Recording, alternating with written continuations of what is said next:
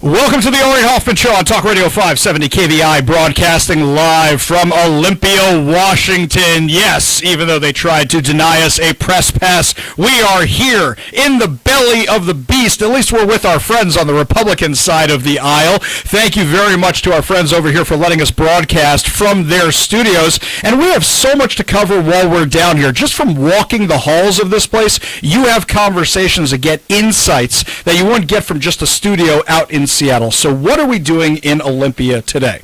There's a ton of bills that are being heard right now. But the biggest concern for you right now back in Seattle is the taxes. I have a list right here of all the taxes they are going to be trying to put on you this year. You ready for this?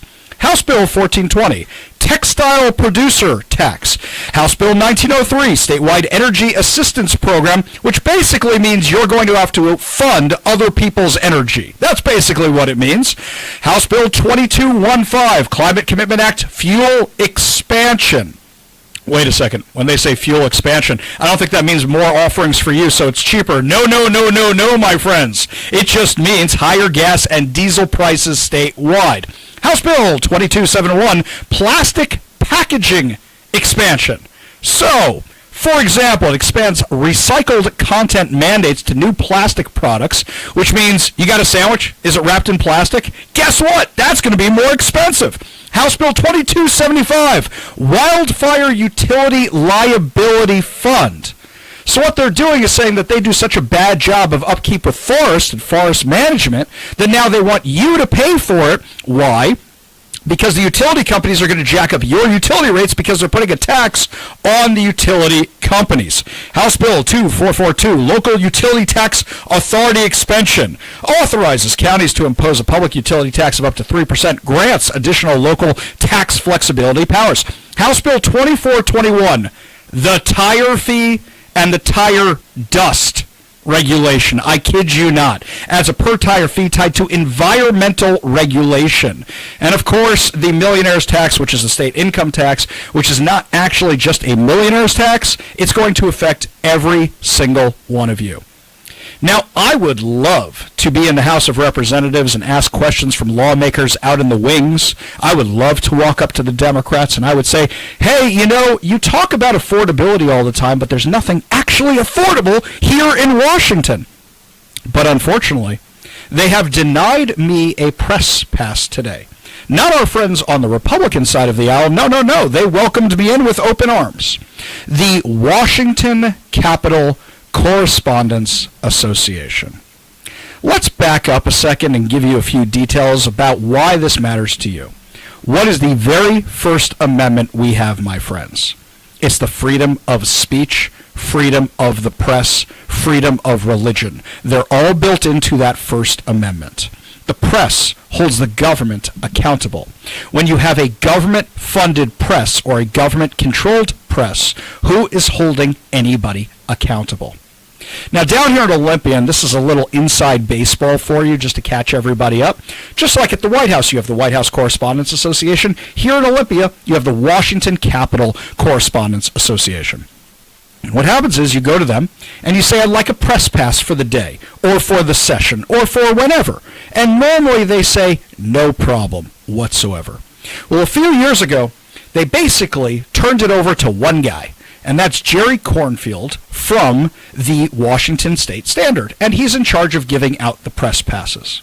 Well, the problem was the Democrats didn't want certain people down here, and Jerry didn't want a lot of competition. So what they started doing is saying, you can have a press pass, you can't have a press pass. You might remember the viral videos last year of our friend Jonathan Cho trying to get into chambers with a press pass, and they denied him. They wouldn't let Brandy Cruz in there. So Jonathan Cho and Brandy Cruz had to sue over this. Once the lawsuit hit, you had Jerry Cornfield from the Washington Capitol Correspondents Association say, you know what, I'm done. I'm going to turn over press credentials to the party in power who's running the place right now, and that would be not the Republicans, that would be the Democrats. So then what happens is now the Democrats are in charge of controlling who gets a press pass, who doesn't. Now, fast forward to this year. I do not come down to Olympia very often. I'm sitting here with young Zach is across from me. Our friend John from the Republicans is sitting across from me. I do not come down here very often. Usually I come down here once, maybe twice a year. That's it. So I'm not the one who's going up there and actually confronting legislatures. But I thought, you know what?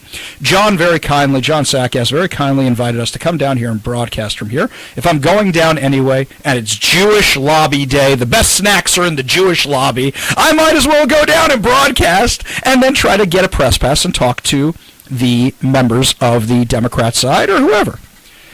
But unfortunately, I received a rejection letter. Now, there are multiple excuses in this rejection letter, but the top excuse is basically cutting through all the legal nonsense. I have an opinion. They think I am a biased journalist who advocates for positions. You are damn right I am. That is exactly what I am, and I am not ashamed of that. What do I say all the time? Let's take Governor Bob Ferguson. Sorry, we're right near his office. I don't want him coming in here and yelling at us if he hears me say that right here in the Capitol. I don't want to get our friends on the Republican side of the aisle. Just know anytime I say Bob, the word I'm actually saying is the other one. I just don't want to get anybody in trouble today. So let's take a debate between Bob Ferguson and, I don't know, whoever decides to challenge him next. Let's just say his name is Joe Smith. Joe Smith is running. Would it be better to have me and a member of the Stranger moderating that debate? Because they're going to go after Joe Smith, the Republican, with everything they got. I'm going to go after Bob Ferguson with everything I got, and it might be a more fun debate. Instead, you have outlets pretending they're not biased, conducting the debate, and you go, that was the most biased question I've ever heard. I would rather you take somebody like, let's just throw this out here, Jerry Cornfield, put him right in the middle, right there, me on one side, the Stranger, the far left blog on the other, and let's have a real debate. What I am tired of is news media outlets pretending they're not biased when they all have biases. For example, they let the Seattle Times in here. The Seattle Times does endorsements of candidates, of issues. So automatically they're biased. Now, they're saying, well, they have an editorial board. Who assigns the reporters? The bias of the editorial board. How do I know this? I'm an editor of the Post Millennial. I know what my bias is, the stories I want. Because I'm the West Coast editor, I'm going to focus on what's going on the West Coast. So, my friends, there is bias, even if you're trying to be the most non-biased person. Do you want to cover it one way? Do you want to cover it another way? That's number one. Number two, they claim that I RSVP'd too late, requested too late for a press pass. Well, young Zach is sitting right across from me here in the studio. And young Zach, I'm going to ask you a question. When I applied for my press pass, didn't you apply like right after me? No, I applied before you. You applied before me. Okay, just making sure I got that right. So by how much? Like a day or two? Yeah, something like that. Something like that, like a day or two. I applied on Monday. On Monday. Okay. And I think you applied after the show, maybe. So maybe within hours? Yeah, 4 or 5 hours. 4 or 5 hours, right. Also, my wife works for a Jewish news outlet. She applied after me. Zach and my wife both got press credentials. I didn't get press And kind of a funny thing happened. I am kind of perennially credentialed under our sister station, Northwest News Radio. I help them out sometimes as well with some of their equipment stuff. And so when I applied, within an hour, the state got back to me and said, "Oh, of course you can have one anytime you want. I noticed you changed the outlet on your application." And I said, "Oh, well, that's I'm working with our sister station that day." And she said, "No problem. We'll write that on the pass." And the credentialed press pass that I hold in my hand, the one that Ari does not hold in his, has 570 KVI written right on it. So that's the funny thing. It's not KVI is being blocked. It's Ari Hoffman is being blocked. Now, what could I have done to deserve this? Because you're saying you're letting the conservative radio station, Talk Radio 570 KVI, Seattle's conservative radio station, even says that on our logo, says it right there. You're letting them come, but you're not letting me come. What could be the reasons for this? Well, did I spend a lot of time advocating for Let's Go Washington this year? Absolutely. Went out, collected signatures, got them. So maybe it's Ari, well, if you're advocating, you can't really be a non-biased journalist. Okay, let's accept that for a second. Do you know last year, They had every journalist they could possibly find in town down here testifying about how they wanted funding from the Washington State Legislature with your tax dollars. So that should preclude every journalist in Washington from covering the legislature because they were all right here. Something else. They have these grants that they give out to outlets. We have never applied for one. Now I'm kind of thinking we should, just for fun, and give it back to the people. We should just do that. But we would never do something like that. Now you have interns in the legislature that are being paid by the legislature to cover the legislature. You think they're ever going to say anything bad? That is the ultimate bias. The ultimate bias you could have. So I'm kind of curious what you guys think. Do you think this was targeted because I'm conservative? Do you think it was targeted because I advocate for Let's Go Washington and their initiatives? Do you think this was targeted because Ari's a troublemaker and no matter what, we don't like Ari Hoffman? That one, definitely that one. That one. Let's go with that one. Send us a text, 206-421-5757. That's 206-421-5757. Let me know what you think. But I'm not one to go quietly into the night. So what happened was I met with our friend Jackson Maynard. Zach and I went down there over to his office, which is nearby the Capitol today, and we have now filed a lawsuit so I can get a press pass. Now, I'm looking at my clock right now, the clock in John's office. It is 3:15. So it's 3:15 right now. Session's over at, 5 today? A normal working day is about 5 o'clock-ish or something like that. They basically have 2 hours to get me a press pass today, even if they come to John's studio right here and bring me a press pass. Bring it right here. Then, you know what, my friends? Then maybe they will avoid the lawsuit. But I'm not sure they're actually going to do it. I don't think they're actually going to do it today.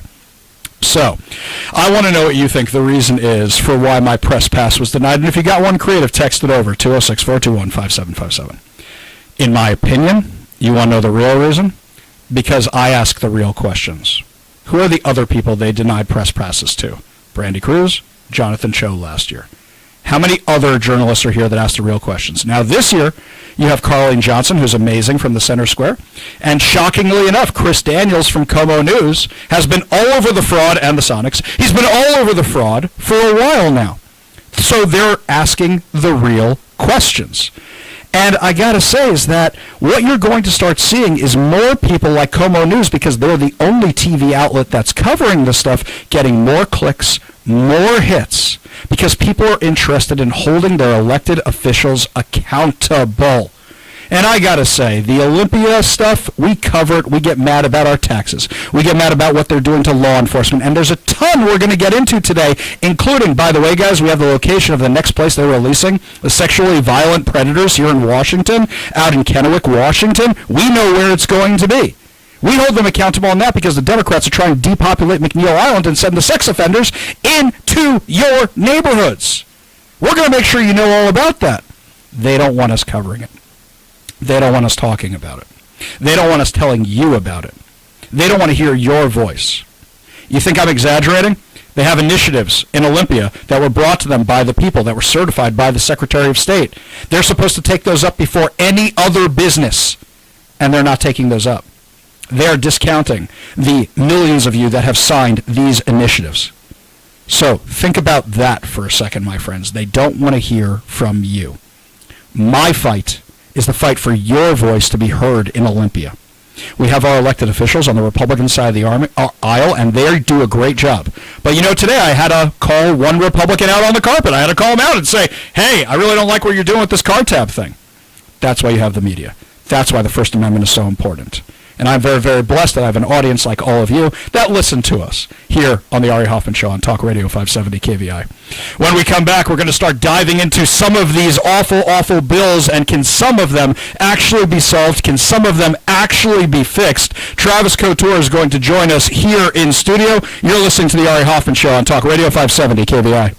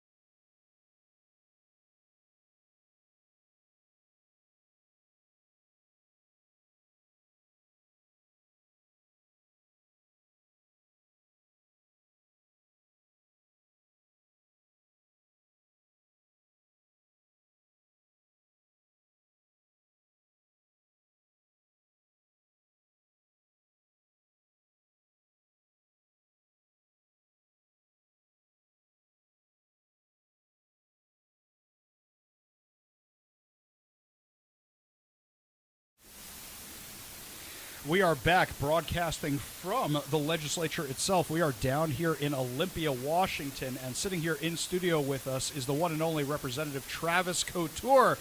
How are you doing today, my friend? Good. How are you doing? Normally, welcome to the normally hidden we don't do bunker. this where I like see you in person when we're doing this, you know? Right. Exactly. Well, I'm glad you're here. Yeah. How does it feel being outside of Seattle? I got to say, it feels a little freer, and then you cross into Olympia, and it doesn't feel as free anymore. And then it feels like the restrictions come back on you, and it seems like a whole bunch of people from Seattle followed me down here today, so I'm actually seeing them wander the halls. You're on I-5 and you're coming down here, it feels a lot better, you know? Right. Yeah. Exactly. So tell me what you're working on right now. Oh, well, we're working on, obviously, the budget right now is a big deal for me, and also working on fixing the travesty of the Keeping Families Together Act. And just yesterday, I made a motion on the House floor to bring the two initiatives, the one for parents' rights and the one for to protect girls in their sports, to the Education Committee to be actually heard, and the Democrats denied that, and which is, by the way, in direct defiance of our state's constitution. So they don't want to hear from the people at all. They don't want to hear the initiatives at all. They don't want to talk about the initiatives at all. And that just seems like they don't want to hear the people's voice. So they're pushing forward with something that now at this point, millions of people have signed these initiatives, because you're talking about the parental rights one, which has now been through twice. Mm-hmm. They amended it one time to make it go back to the old way. We have to bring it back again. They don't even want to hear that. Does it sound like they're subverting democracy? Yeah, I think, what I witnessed yesterday and what I've witnessed in the past is just, this is the threat to democracy that they talk about. The Constitution is pretty clear. It says that all initiatives to the legislature take precedence over any other measure except for appropriations bills. And I think they just passed a law about a state cactus in the Senate. So I'm pretty sure we had time to hear the initiatives, but they don't want to hear them because, you know why? They don't care about parents' rights. They want to hide things from parents in schools, and they don't care about women's rights either. Title IX, protecting girls in their sports against biological males who want to rob them of their scholastic opportunities and frankly, put them in danger at some of the higher levels of the sports. So this is like last year when they were very excited about pickleball. Pickleball. So cactus is the new pickleball. Just making sure I got the new pickleball, the new state dinosaur. I mean, you name it. We see state dinosaur. There was a state rock last year. Wait a second. Can we do the state inflatable dinosaur? So the official costume mascot for Antifa who want to be in the frog costumes or the dinosaur, it'll be the T-Rex. Well, it is Olympia, Ari. We do have a lot of dinosaurs here. Big hearts, you did it! Big hearts, tiny little brains, right? You went a different way. I thought you were just calling everybody old down here. So. Well, I am one of the youngest ones, but no. I mean, yeah, I mean, we're fighting back, and what I'll say about our Republican caucus is that we're outnumbered, but we're never outclassed. We've killed more bills last session, bad bills last session, than ever in history that we can remember. So we punch well above our weight as a caucus given the numbers, but it's just really concerning. We have, obviously, you saw 16,000 jobs we're losing from Amazon. A lot that's going to hit our area as well. And when you add that up, that kind of capital flight stuff up with income tax, payroll tax, 32-hour work week, all this kind of socialism that they're pushing, it's just we just got to call it what it is. It's socialism.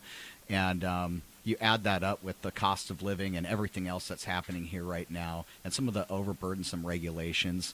It's just economic arson. It's just pouring gas on the fire of affordability in our state. That's what it seems exactly like to me. We're sitting here with Representative Travis Couture from the Washington State Legislature here in Olympia.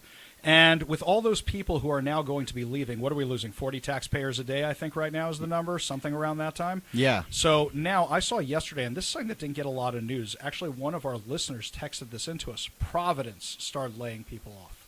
And as I say, when you have the layoffs at Amazon, that means those people's doctors don't have as many patients. That means those people's mechanics don't have as many customers. The grocery stores don't sell as many groceries. And you start having a, what is it the word the Democrats don't like to talk about? A trickle-down effect, you might say, of all these bad economic news, and then they want to tax us more. They want to put on income tax. That's one of the things we have going for us, that people come here because there's no income tax. Well, and let's not forget what the Democrats did last session, the largest cut to Medicaid in state history, harming our hospitals, especially our rural critical access hospitals that were already in a financial stress long before they made those cuts. And then they even passed a bill that did some artificial cost reference pricing, some basically price caps.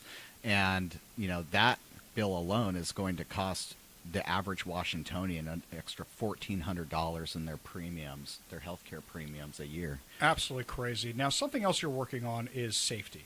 And the Keeping Families Together Act, which is basically what keeps kids in the home of drug addict parents. We've discussed this a lot on the show. Yeah. The last time we had you on, you were optimistic it was going to pass this session. We've heard from the Senate. They're kind of optimistic on this side. How's it looking on the House? Yeah, so, of course, you remember I have House Bill 1092. Democrats did a little pie crust promise and decided not to hear that bill. So didn't actually get a hearing. They did hear another bill by Tom Dent, which was a smaller in scope version of my bill. But now I'm hearing that that's not going to be moved out of committee. And, you know, all we're trying to do here is just protect kids from the absolutely predictable deaths when they're locked in their homes with parents who are abusing hard drugs like fentanyl. And, of course, the Seattle Times comes out yesterday and basically endorses dead babies in their editorial board because, well, it'll save us some money. Well, I don't like to put a price tag on the life of a child. And, you know, we absolutely shouldn't be accumulating risk. And that's exactly what the Keeping Families Together Act does. It leaves them in place. They grow ACEs, not just one, but 70 times a social worker will touch that family through a traumatic experience until they die. And that is not acceptable at all. What they will move, Ari, is a Lillian Ortiz self-bill, the author of the Keeping Families Together Act. Her bill does absolutely nothing. It basically kind of pretends to do something, but maybe even makes it worse.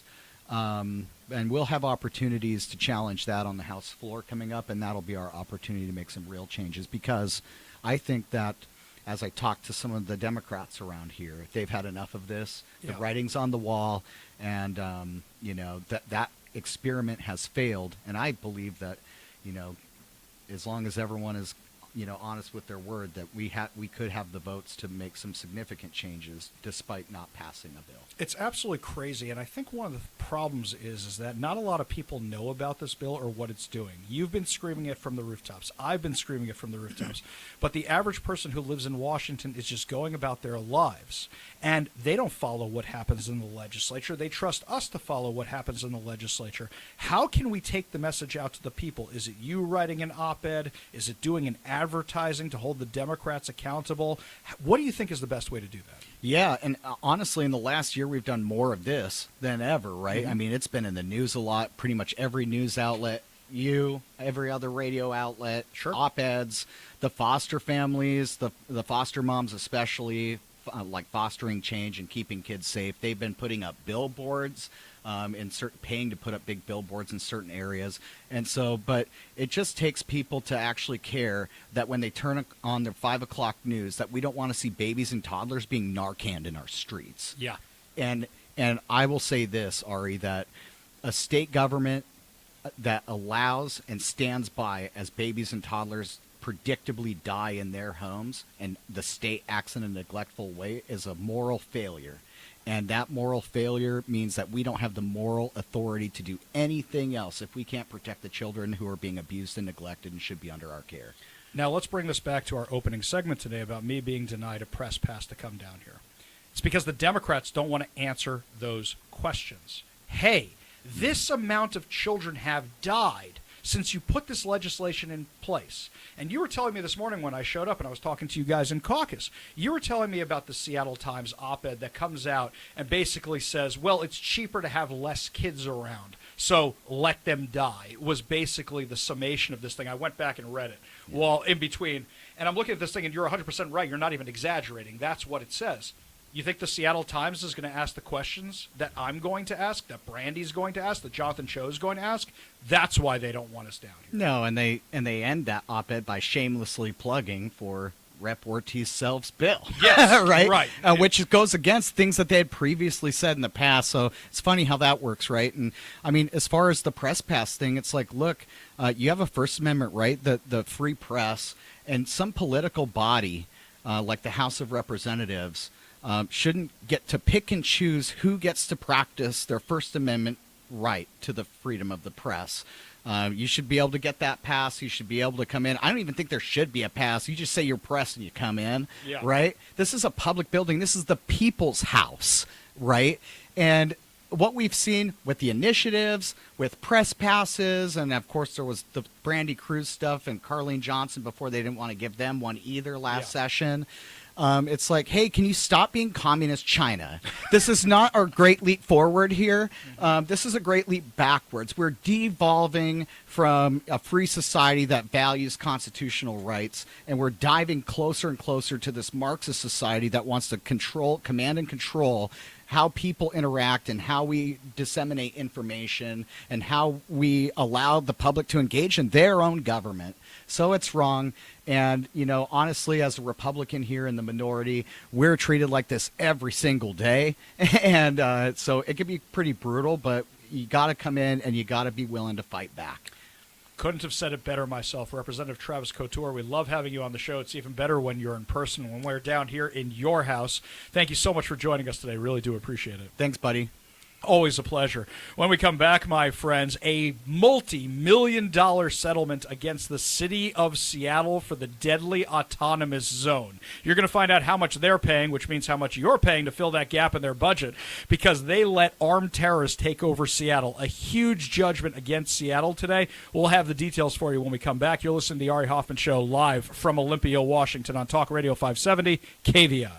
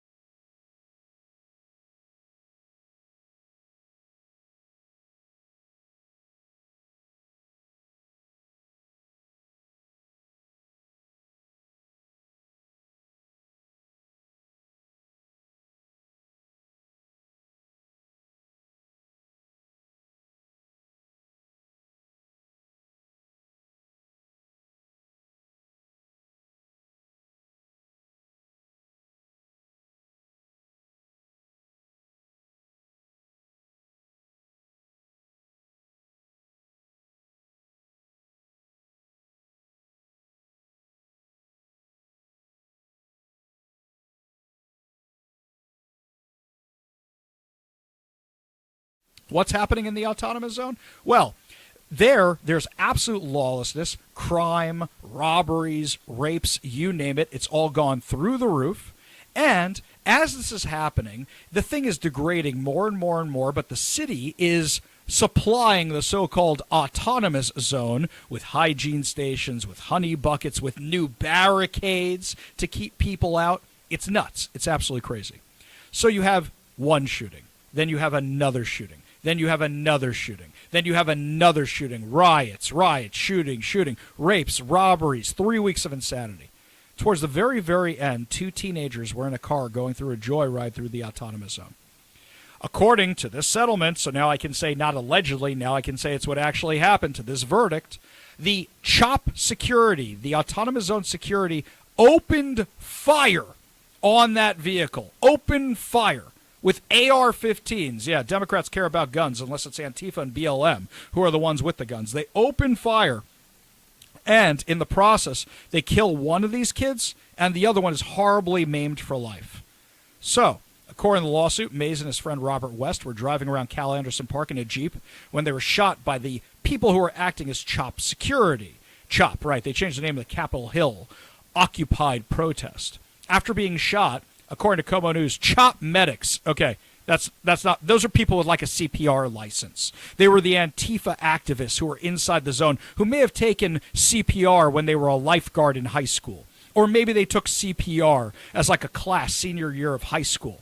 They tried to drive them to a rendezvous with Seattle fire crews, but by the time they got there, you're already talking about it's too late, and so now this kid dies. $30 million. $30 million that Seattle is now on the hook for. Now, here's something else. You think, what happened to all those other lawsuits? There was other people who died. Well, a lot of them settled. This is the first one to actually go to court. And I can't believe the city let this one go to court. I think by my math, the amount of money Seattle has already paid out over the autonomous zone in lawsuits was somewhere between $12 and $16 million because they settled them out of court. This one, $30 million. My biggest problem with this is I'm not sure they let you personally go after people like former Mayor Jenny Durkin, former Governor Jay Inslee, former Police Chief Carmen Best, or current Fire Chief Harold Scoggins. Harold Scoggins literally was supplying the autonomous zone with equipment from the firehouses. From the firehouses themselves, he was supplying them with the equipment, and this guy is not going to be held accountable for any of that, which is beyond crazy, and he's still the fire chief. He's Katie Wilson's fire chief. Well, it looks like Katie Wilson's budget just got a much bigger hole in it, And I got to tell you guys, this is something that should be a lesson to everybody. If you let these lunatics take over your city, you should be expected to pay this much money. City officials have a right, a duty, to protect the people in their city. They are required to protect the people in their city, and they're not doing it. They weren't doing it during the autonomous zone. Jenny Durkin lost her job over this. So then you have Bruce Harrell, who then steps up, and he does a terrible job with it. So Seattle goes, let's go back to crazy. And what do? They get Katie Wilson. So now you've doubled down on crazy. If there was an autonomous zone today in Capitol Hill, don't you think that all of a sudden Katie Wilson would be out there protesting with everybody else? Don't you think she would be down there protesting with everybody else? I guarantee you she would be. I guarantee you she'd be at the front lines. How do I know this? She's one of the people out there at the anti-ICE protests and whatever other protests. Is Starbucks protesting today? Well, it's a day that ends in Y. Are they still doing that? Then you're going to have people like Katie Wilson out there protesting. I asked you earlier what you thought about why I'm the one being singled out for reporting on this kind of stuff. And a lot of you say, yeah, basically, Ari, it's just you. They say, Ari, they're targeting you. Yeah, guys, I think you're 100% right. They are specifically targeting me. I like this one here from Matt. Matt says it's because you're a Judai master. Oh, that's very, very good. So John in Lakewood wants to know where you get this list of bills. I will be posting it to my social media later so you can see what's going up here. I'll make sure that you have all of it, okay? I promise I'll make sure you guys have all of it here, so that way you know all the bad bills, and that way you know which ones to register con on. I guarantee you we'll do that. Lots more to discuss as the show continues, my friends. When we come back, Josh Shapiro tries to dunk on J.D. Vance and falls flat on his face. We're going to make fun of that for you, plus a whole lot more coming to you live from the Washington State Capitol in Olympia. You're listening to the Ari Hoffman Show on Talk Radio 570 KVI.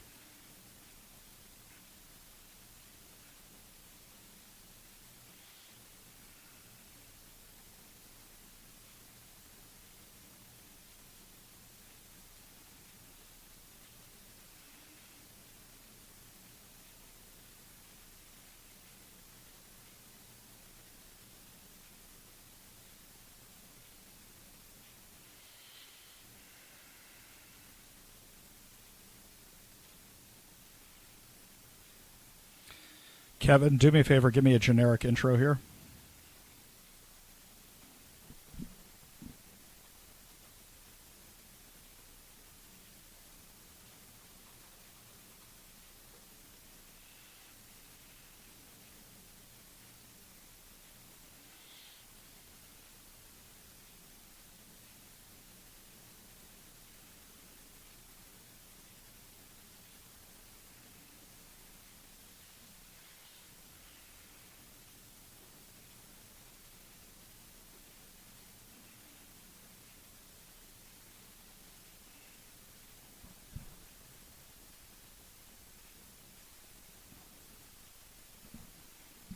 Okay, I'll probably go to like 56, 57, but that's probably what I'll do.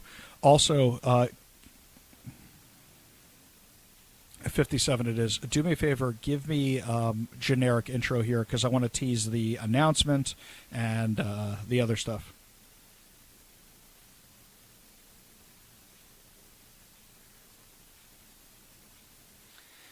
Yeah, I'm going to announce it, and then we'll do it when we come back, or I'm sorry, we'll do it at we'll figure that out after this segment when we're doing it.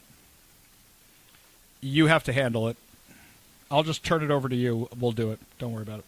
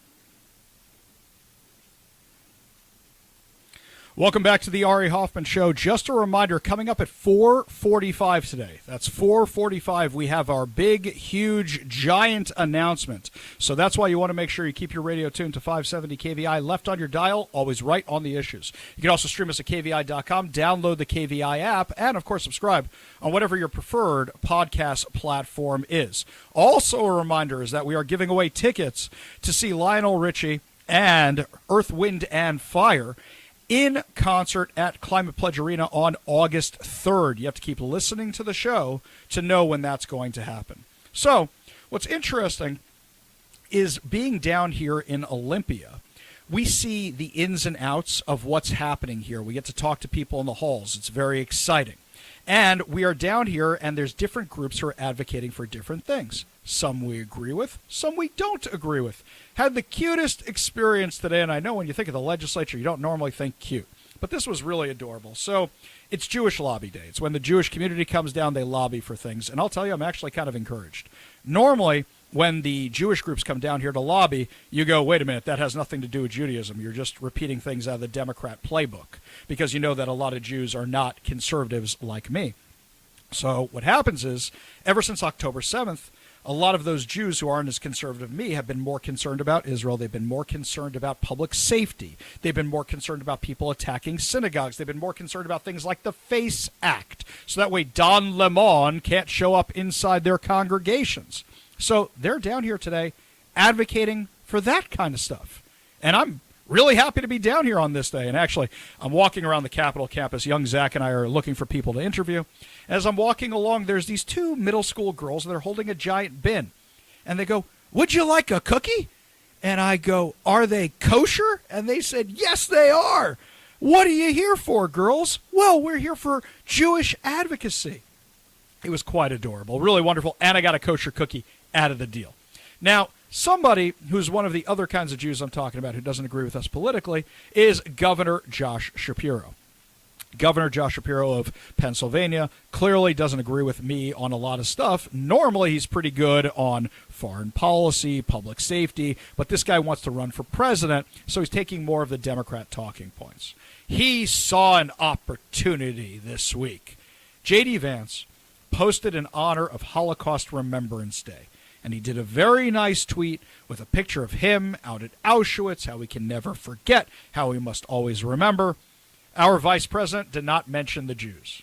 Okay, not the biggest deal in the world. 10 million people were killed in the Holocaust. 6 million of them were Jews. A little odd, but I get you don't want to list everybody else. Fine, it was a nice post. It was fine. Josh Shapiro, who is Jewish, says, how come you didn't mention the Jews? You must hate Jews. You're a white supremacist, or whatever it was he gets all mad about. And all you had to do was scroll back to Josh Shapiro's post about Holocaust Remembrance Day. It didn't mention Jews either. So isn't that the pot calling the kettle black? Or, I don't know, the yarmulke calling the yarmulke black? I don't know, whatever it is. It's not good. We're just going to move away from that. But I'll tell you this, my friends. Odds are it's one staffer talking to another staffer. I wonder if J.D. Vance actually composes his tweets. I assume he does because he's pretty sharp over there on the tweets. Does Josh Shapiro or did some staffer write it for him? I'll say is that being down here on a day like this, you know, you've had the people who are pro-illegal immigration down here a lot of days. And what they're asking for, they're advocating for, oh, well, we want legal assistance for the illegal aliens. We want to pay for lawyers for them. Lawyers for them with your taxpayer money. Are you kidding me with that? That's what they're asking for. They're not just asking for illegal aliens to stay here. They're asking for your tax dollars to be used to get them to stay here, which is beyond crazy, by the way. Other things they're asking for, full immunity from persecution, full amnesty, you name it. That's what they're asking for while they're down here. But as much as we disagree with a lot of these groups, it's great that there are so many groups here in Olympia. It's great that they have freedom of speech to come down here and do it. Now, only you if we had freedom of speech for journalists to be here and report on it. I got to say something else. Zach showed this to me today. I don't spend a lot of time in Olympia. Where the House chamber is, there's a little table in the front right corner of the room. I got that right, Zach? The front right corner. And that's where journalists set up. Zach, did you see a single journalist sitting there today covering what's going on in Olympia? If I was in the studio, I'd defer to a Dr. Evil for how about no? Now, to the journalists' credit, that table is on the floor of the House, and we watched the session kind of get open today, and within, I don't know, 30 seconds, it was dismissed. Right, so exactly, there because wasn't they go to anything. caucuses. The journalists might be here, maybe, but there was no reason to be sitting up there. The today. only journalist I have seen today is my wife, who's here covering Jewish Lobby Day. And me. And you, because Zach, you beat me to the joke, man. I was about to say. Because young Zach gets a press pass. I do not get a press pass because I am apparently a huge troublemaker. In fact, over on the Warrior Injury Law text line, I do like some of the texts I get here. Pam in Lake Stephen says, Ari, the ultimate troublemaker for local and state government here. I like that. I like that one a lot. This one here from Dave Workman, our friend who used to call into the show and talk about Second Amendment stuff. He said, I couldn't get a press credential either because my publication is owned by the Second Amendment Foundation. So they don't consider him a journalist because he's talking about gun stuff. Are you kidding me with this? Are you kidding me with this? This one here, I like this one from the 206. They're afraid of the space laser. Guys, I don't carry it in my pocket. And if you saw the trouble I was having with microphones earlier in the show today, you know I should not be in charge of the space laser. Is that a space laser in your pocket, or? Very good. Very good. I do like all these here. These are very, very good. Here, this one here from Rob in Lakewood. He says, cover Attorney General Brown will charge reporters investigating the Washington Somali daycare centers. Yeah, by the way, I don't think he's wrong about that. I don't think he's wrong at all. Yeah, you said the wrong thing. We're going to charge you. Hey, let's not forget, the Democrats in Washington, D.C. had the Ministry of Truth. Do you remember that insanity? You think it's any different here in Olympia? They don't want us down here because then they actually have to respond to it. Wait a second, Zach. Remind me during the commercial break, by the way. I want to send a request for comment to Katie Wilson's office about the lawsuit, about the $30 million that Seattle now has to pay. Zach, what do you think the chances are that they get back to me? Oh, none. Zach and I went wandering. Oh, someone might be on vacation. You'll get that little hey, okay, I'm out of office. Yeah, we'll get an out of If office you're lucky. thing. Yeah, exactly. I don't think they're going to get back to us. You're automatically blocked, I'm sure. That's what it is. Well, actually, Bruce Harrell had us blocked too. So tell me what's the difference. For those of you who are Bruce Harrell supporters, Bruce Harrell had us blocked also. He didn't want to ever answer. In fact, I got a public disclosure request back right when he was out of office. Wonder why that was, that me and Jonathan Cho and other people you know were on the blacklist in Seattle. Didn't want to talk to us. Yeah, I bet you Katie Wilson today, she might actually have something to say about the lawsuit. Well, you know, it's funny. She has to represent the city's interests now, but it's all her activist buddies who are now out there, who are now, well, what's she going to say? She's going to take the city's side? I think she's going to use the shaggy clause. It wasn't me.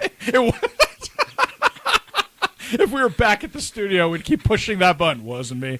That's what it's going to be. Yeah, because her activist buddies want to say, it was the greatest civil rights, whatever, violent occupation, armed protest. Oh, peaceful, mostly peaceful. They won't say it's violent. Yes, Katie Wilson's crew, so if she comes out and says, yeah, the city has to pay all this money because of you turds. I mean, she's not going to do that. Not going to do that at all. Lots more to discuss as the show continues, my friends. When we come back, more of these bad bills out of Olympia, your chances to win concert tickets, and our big announcement. Keep it tuned right here to Talk Radio 570 KVI.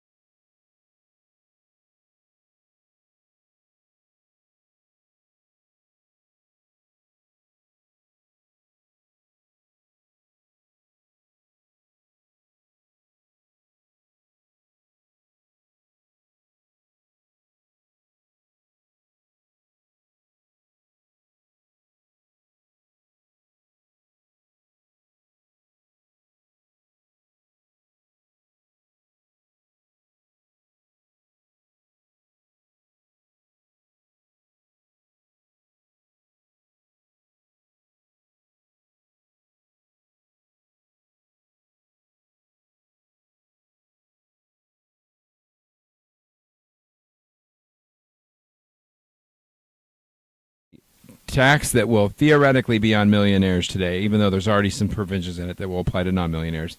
But tomorrow it will be all of us. And you don't have to take our word for it, right?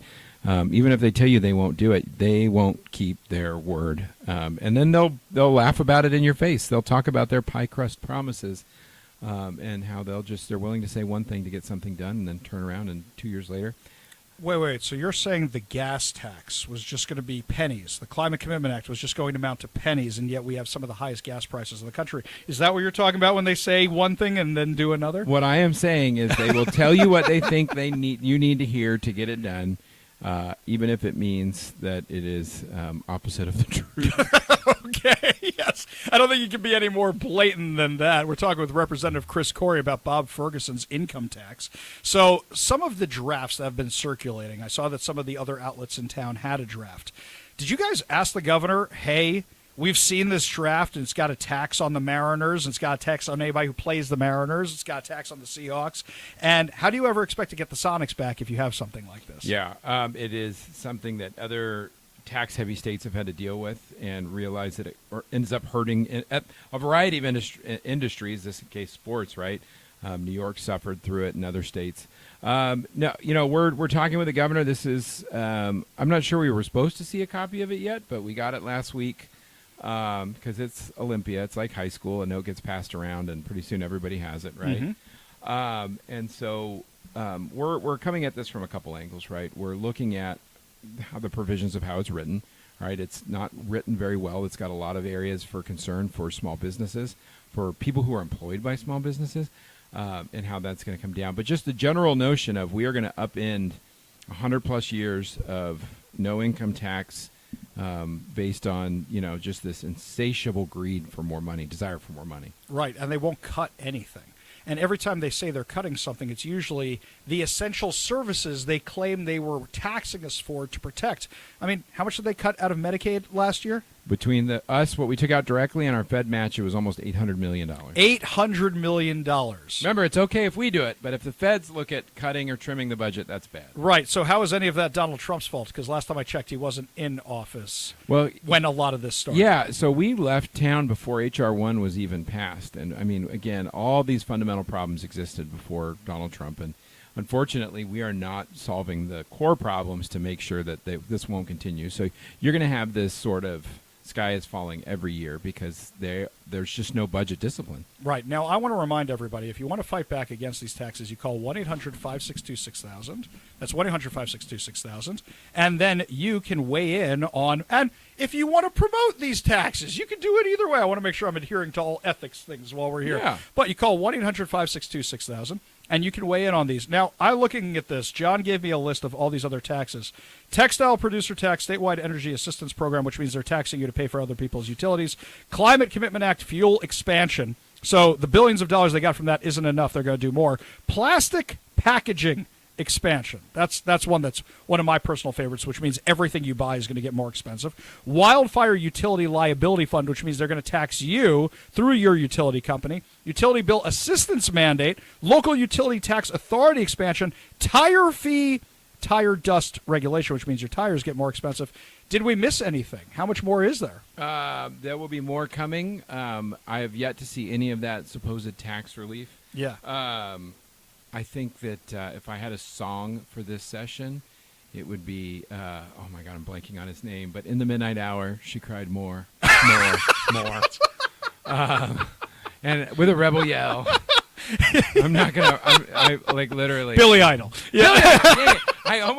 I knew it was Billy something, and I was like, it's not, I know it's not Billy. Sorry, I'm laughing. I'm laughing Man. too hard to even say his name, but that's kind of funny. Billy Idol. Yeah. Billy Idol. Maybe if we do some sort of fundraiser for the kids someday, I'll sing it, and you guys can pay money for me to stop. So. Oh my God, legislative karaoke! The next time I come down here, that's what we're going to do. We got the microphones already. Are we allowed to bring alcohol in here? No alcohol? I don't know what you're talking about. Oh, okay, all right. I don't know what's in any of your offices. I don't judge. I'm not judging. I don't say what I keep in the studio. Anyway, so no, I don't keep alcohol in this. I do not do that. That's an FCC violation. I do not do that at all. Okay, switching gears for a minute. We went over the attacks on law enforcement. We discussed how they're going after law enforcement. What other agendas do you say the Democrats have this session? So I think it is well, let's talk about the attack on the initiatives, right? Mm-hmm. We have seen over the last couple of years, there's been just this kind of continual drum of how do we kneecap initiatives? How do we remove their ability to, get to us? And really, it's not, some people are like, well, they're attacking, Let's Go Washington and others. I'm like, well, no, they're actually attacking the people, right? Mm-hmm. The initiative process is neutral in terms of who it can work for. The left can use it. The right can use it. Anybody can use it. It's something that's fundamentally guaranteed in our state constitution, right? But you see piece by piece them trying to get rid of it. So in the past, we've had where somebody else gets to write the initiative statement, where now you get to have what I believe is political advertising on the ballot by creating these biased fiscal impact statements with no context that are able to manipulate voters into thinking one way or the other. And now this year, they're trying to create very draconian rules to make it even harder for you to put an initiative towards the legislature. And so I think that's a problem. I think it's clearly designed that I think the progressive majorities in Olympia realize they're out of touch with most Washingtonians, even in their own districts. Mm-hmm. And so instead of moderating and saying, all right, maybe we shouldn't be doing this. Maybe this works in downtown Seattle, but the rest of the Puget Sound and Eastern Washington won't want this. Their idea is just to shut them out. Craziness. So basically, they don't want journalists here. They don't want the people being here. Do they just basically want everybody else to go home and then they can do what they want? Is that about what we're looking at here? Because that's what it seems like the people who say, whoa, Donald Trump is subverting democracy. It seems like they're the ones actually subverting It is becoming democracy. harder and harder, I think, for citizens in most areas to be able to effectively access and petition their legislature. Now, obviously, it depends on which office you go to, right? Mm-hmm. But we are trying to push the envelope in the way of being open, transparent, and as accessible as humanly possible. Amazing that you guys are doing that, because the Democrats have no interest in it. I actually saw a bill that I testified on last week. I drove down here. We spoke about the bill I was testifying on. They moved it to executive session today. They don't want to talk about it in the open because they're worried about me and other people showing up because it affected the Jewish community on Jewish Lobby Day. You had an opportunity to speak to some members of the Jewish community today. What are they pushing for? Yeah, they want to feel safe in their communities, right? Oh, really? I know, Shock. I know, Yeah. Right. They want to be recognized, and they want to work with others to have communities where your religious beliefs are protected. And that's, yes, correct, right? And I was heartened to hear some stories about, how things, what people are doing and the outreach that the community is making. We've got a Jewish population in the Yakima Valley that have been starting to get more and more active with us and others, and I really appreciate that because they have a lot of stories to share, and they're ones that we need to listen to. So hopefully we don't make the same mistakes that were made before. But it's imperative that the Jewish community be here petitioning our legislature, because there's a lot of anti-Semitism that's floating around here, even in Olympia, and it's pretty scary to see sometimes. Yeah, and something else I noticed is that usually when I look at the priorities of the Jewish community, they're not in line with my priorities, because the Jewish community is notoriously left, but ever since October 7th, they've been moving more and more right. So normally they come down here and they're advocating for stuff, and I go, what? That has nothing to do with us. Our beliefs, the things we need most are the same things that are Judeo-Christian values, which this country was built on. So it's really nice that we're starting to see that adjustment, and there's some ladies out in the hall who I guarantee would have run the other direction like a year ago. Now they see me walking around, and they actually want to talk politics. So that was huge. Well, what's crazy is, these are core values of our shared Judeo-Christian faith, but they work for anyone, right? Mm-hmm. They are values that protect any immigrant community in our state. And there's something that we need to fiercely uphold and fight for, because we're seeing them eroded, right, in favor of just what I think are, political movements that are seeking to try to take that part of family life and community life over.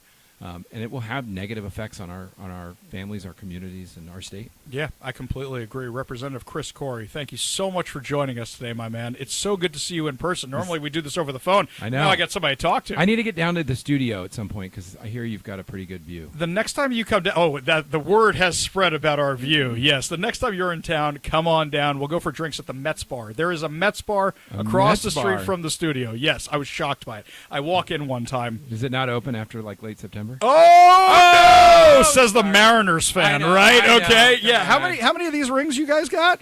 Yeah. So We're still waiting. There, I walk in this one time, and I see a banner that has the Yankees on it, and it says "sucks" under the banner, and I'm like, well, that could be anybody, right? And then behind it, there's a Mets banner, and it says "rules." And I said, what's up with that? And I go up to the bartender, and I go, what's with that? And he goes, we're a Mets bar. I said, shut your face. Across the street from my studio, there's a Mets bar. Proof there is a God. Exactly. See? All right. I'm not trying to convert anybody to Judaism, but, just saying. Yeah, he looks out for me from time to time. Representative Chris Corey, appreciate you being on the show. Appreciate you being here today. We got a whole lot more to discuss coming to you live from the Washington State Capitol here in Olympia. Don't forget to keep your radio tuned to 570 KVI for your chance to win fantabulous prizes and our big announcement at 4:45. You're listening to the Ari Hoffman Show.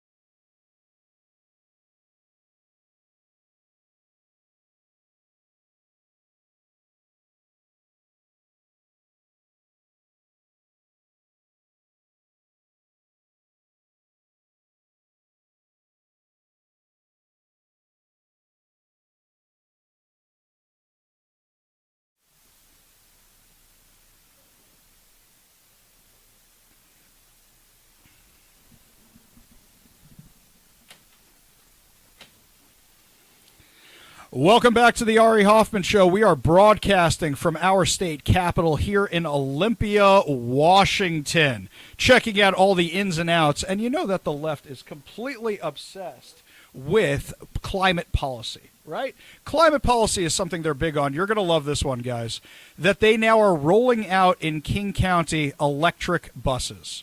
I am sure they are going to be as effective as electric ferries are right now. How many of them are actually running right now? Representative Jim Walsh, who just walked into the studio here? I believe the answer is 0. They may have one limping along somewhere. The electric plug-in ferry boats do not work. No. It's been an absolute disaster, a waste of your tax dollars. And, I like to say it's a few people feel sanctimonious and good about themselves from it, but I think the electric ferry boats has been such a disaster. Even the sanctimonious greenies know it's a disaster. They don't feel good about it. Yeah, I completely agree. In fact, I don't know if you remember this. Kamala Harris came to town, I think the second year of the Biden administration. She's talking about electric school buses. Yeah. And she stood in front of these buses, and she said, well, there's districts all over Washington. And I think she said the Kent School District. I think that's the one she said. Because something made me go ask the Kent School District. And what's funny was I called the district, and I said, how many school buses do you have going? How many of the electric school buses are running? And they said, well, we don't know the answer to that. I'm like, can I have the number of your head mechanic? And So we find out through the PDR process and everything else, none. Not a single one was actually running at that time. And to make matters worse, the bus company she was promoting is now out of business. So if you bought one of these things, you can't get parts on them. There's nobody to fix them at all. So we tried to repeal this Climate Commitment Act stupidity. Didn't work out. What do we do now? I don't know. We try to be unburdened by what has been. Look, we have to stop mandating what school districts do, what local jurisdictions do. A lot of the worst elements of the Climate Commitment Act and other environmental junk that's passed through the legislature here is that like the COVID stuff, like the other stuff, it's full of mandates. You must do this. You may not do that. And I think if we just leave it on some kind of fairly level playing field to local jurisdictions. School districts are the ones I think of the most, but it could be for a city council, it could be for a county commission or county council. Let them make their own decisions about what they're going to do. And this goes to environmental issues as well. I mean, this is kind of heresy here at the Capitol, because environmentalism, Ari, you know this, is all about control. It's about mandating what people can and cannot do. Ultimately, and we see this with the Climate Commitment Act, it doesn't actually reduce carbon outputs. It doesn't do what it says in its name it does. Jay Inslee never hit a single one of those goals he was aiming for. I think the only goal, and we found this out just the other day, the only goal Jay Inslee was aiming for that he actually hit was illegal aliens voting. He said it himself, didn't he? He just stumbled right into that one. And there's something going on with Inslee, because he's suddenly, he was out in Idaho, pricing land or something. He was going to move away. That kind of backfired on him. Now he's back here. Now suddenly he's going to be active again and try to jump in on some of the ICE hatred. There's something going on with that guy, and he is like the bad penny that just keeps turning up. I mean, he won't go away. Mr. Inslee, Jay, Bubby, retire. You're done. Nobody cares. You're gonna make this stupid social media post, which very clearly implies you believe that illegal aliens are voting, and then it's just like, that's not what I meant. I don't. You're finished, Mr. Inslee. Retire. Enjoy your retirement. I said on the show yesterday when we saw that tweet for him where he said illegal aliens are basically voting, I said every Democrat probably just slapped their head. Like, I can't believe he just said that out loud. So we got you here in the studio. We came down to see you guys. What are the bills you're most passionate about? I assume the initiatives are something that's big for you, but sometimes there's some bills that may not be getting enough notice that you're passionate about. Yeah, there are a couple of decent bills. we have a couple of bills that in different ways try to hold these non-governmental organizations, NGOs, accountable for how they're spending taxpayer dollars. There's one or two in the House, in the State House. There's just one or two recently filed in the State Senate. And the idea that they have in common is right now in our state, we channel literally billions of tax dollars every year out of the state, usually through the state Department of Commerce, but sometimes through other agencies, DSHS, the Department of Social and Health Services, other agencies, to private organizations, non-NGOs, non-governmental organizations, and we have a very bad idea what happens to the money after that. It goes to these we used to call them nonprofits, now it's NGOs. Goes to these NGOs, and we don't know what happens. And this dovetails up to some of the problems we've had, allegedly, with child care centers in Washington State, where grant money from the state government, and in that case, with child care centers, it's a double whammy because it's a mix of federal and state dollars moving through the state bureaucracy, goes in grants and direct payments to these child care centers that maybe aren't providing any child care. You think? And, it's bad. And my colleagues across the aisle, they don't know what to do. They're very incompetent at answering questions about this. This is certainly a problem.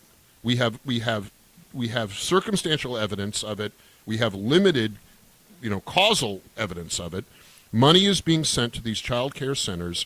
It's not being spent as it's intended to be spent, which is to subsidize daycare for working families. The idea is okay. The execution is faulty at best and corrupt at worst. And that's the part we need to investigate and figure out whether it's just incompetence, which we have a lot of, or if it's actual grift. Wait, hang on. I thought if you investigated fraud here in Washington, that makes us, hang on, I want to make sure I got all this right, racists and bigger racists and extremists. And super racist. Right, and we were, this was my favorite, Lori Jenkins, the Speaker of the House. She said that people were attacking daycare workers. And when I said to her office, can you provide any evidence of this? They said, she didn't say that. Here's the transcript. Now, when they make these transcripts, I assume they have ChatGPT or whatever recording software actually pull these things up. And they said something to the effect of, you can't find the word attack anywhere in this. And I said, I've got the video right here. Truth is, they were right. It was misspelled in their transcript. It was spelled with 3 T's. 3 T's in the transcript. So they're literally, I don't know if they were even lying to me or they're just incompetent, where they're saying she never said the word attacked. I'm like, it's right here. It's just got 3 T's, and then they stop responding to me. An extra T for extra terrible. Right? Yes, exactly. Look, they're not good at it, Ari. They come up in an echo chamber, in a hothouse flower type deal. They're not used to having to answer hard questions about these things.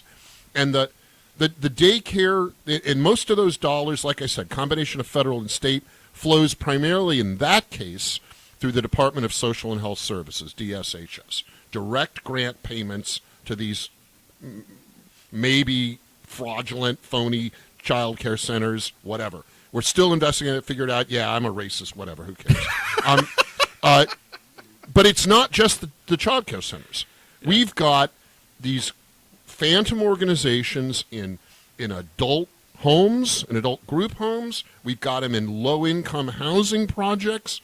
We've got them in homeless. Who knows what else? All the homeless. Yeah. I mean, the homeless industrial complex is built on these government grants.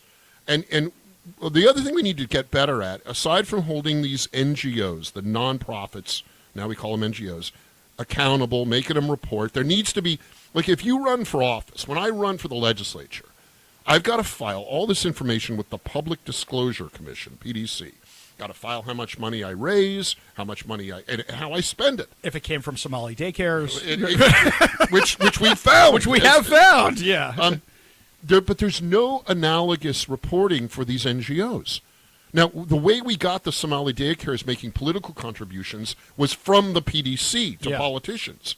But there's actually no reporting to the NGOs that take the money. Which is absolutely crazy, because I know whenever I need to fill out a nonprofit grant for a school or synagogue or anything, you need to account for every penny, or you can get rejected out of hand, but you don't need to do that for the Washington State Legislature. Are you confident of bills like this going forward? It's going to be a push. Mm-hmm.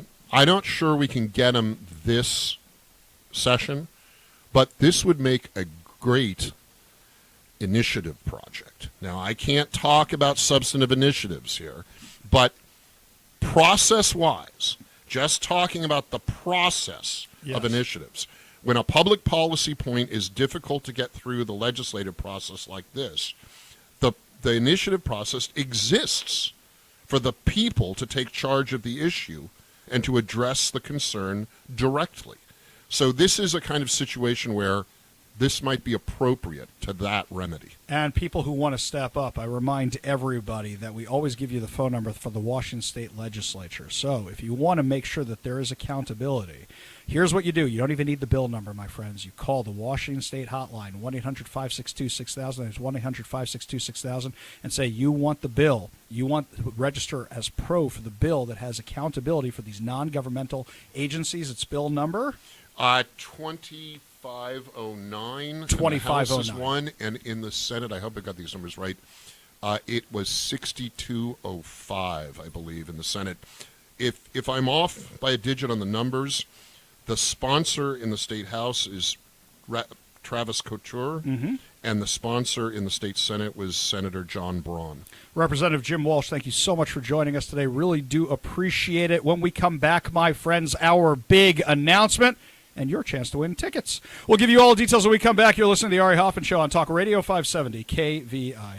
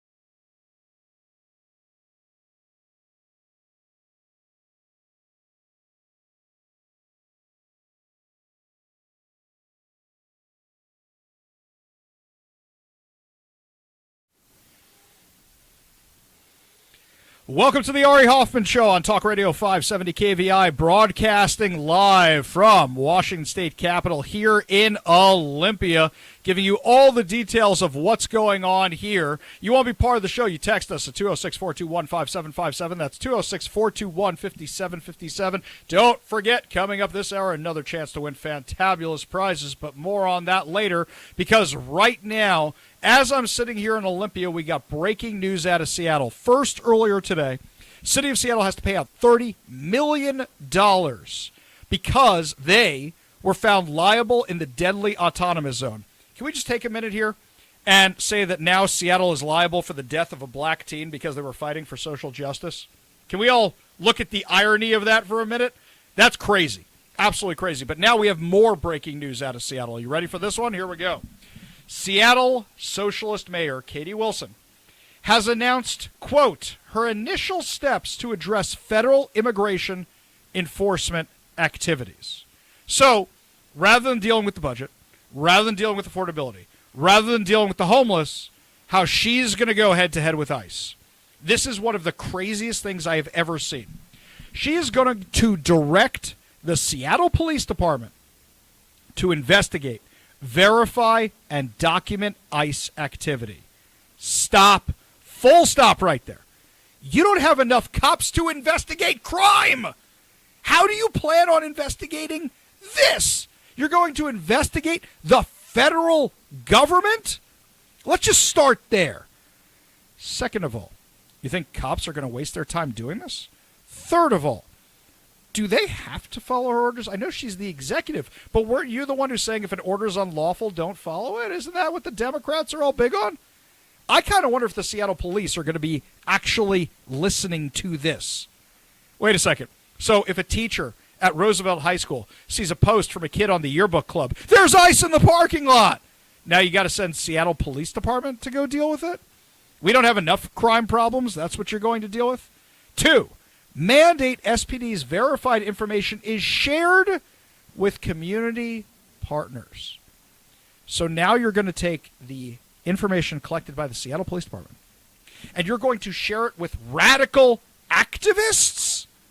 That's what you're going to do? Your community partners are BLM and Antifa. That worked out real well last time. You just lost $30 million because of that.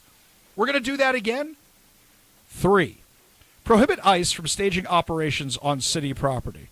Okay, once again, I come back to this. You don't have enough cops. But sure, let's do that. Wait a second. Wait. How many illegal aliens are working in City Hall? Now we got a question. Oh, wait a minute. I know a lot of people don't know this. Do you know there's literally a homeless shelter in the basement of City Hall? I kid you not. There is one down there. There's one also in the Seattle Public Library downtown.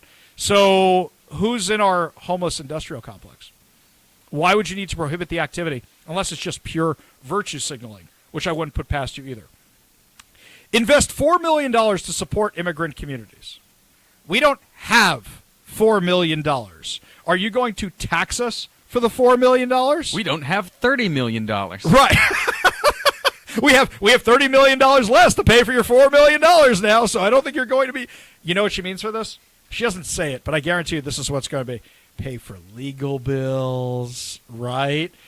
Pay for housing. Establish the Stand Together Seattle Initiative. What is the Stand Together Seattle Initiative? I don't actually see that here. I don't know what that means. If dispatched to a location where ICE activity is underway, Seattle Police Department will document with video, validate status of federal agents through official identification, secure scenes of potentially unlawful acts to gather evidence for transmittal to prosecutors. Once again, who's actually going to be doing this? You don't have enough cops. You know what? Forget that whole World Cup thing. We're investigating ICE. Yeah, forget it. We're not going to watch the World Cup because we're investigating ICE. SPD will cooperate with city departments and trusted community organizations. Trusted by who? Trusted by you? You're the one who had Antifa providing security for you during your campaign. SPD will cooperate with city departments and trusted community organizations to ensure everyone has the latest and most accurate information about ICE activities. ICE agents are forbidden from staging operations in city-owned community centers, park facilities, parking lots, or any other city-owned property. Good luck enforcing that. Mayor Wilson urges the city school district, Seattle Municipal Court, and other local government bodies to take similar action. She also wants to quickly invest $4 million in city funds to organizations engaged in, oh, here we go, Zach, I was right, immigrant legal defense. Wow. I didn't even see that on the thing. And long-term needs of the immigrant community. You mean the illegal immigrant community. All right, what's the Stand Together Seattle initiative? It invites private property owners to post notice clarifying that their property may not be accessed by federal agents without a warrant. So we're going to see little signs. This is a safe space. This is part of the Stand Together initiative. Okay, guys, sorry to break it to you, ICE. You can't operate in Starbucks anymore because that's the only place I see the safe or whatever. Are we going to have rainbow flags with these two? That would be my guess. Quote, the federal government is causing profound, long-term harm to our community. We all have a shared responsibility to organize, practice solidarity, and do what we can to keep Seattle safe. How does any of this keep Seattle safe at all? It doesn't. You're keeping illegal alien criminals in our city is what you are doing. Hang on, just for curiosity, I got my laptop sitting here while we're broadcasting from Olympia. Hang on, okay, all right. I'm on ICE Seattle. Let's see who Katie Wilson wants to keep safe here.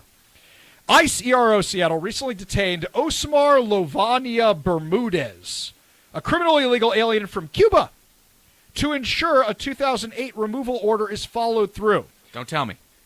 Sex crime? Hang on. No.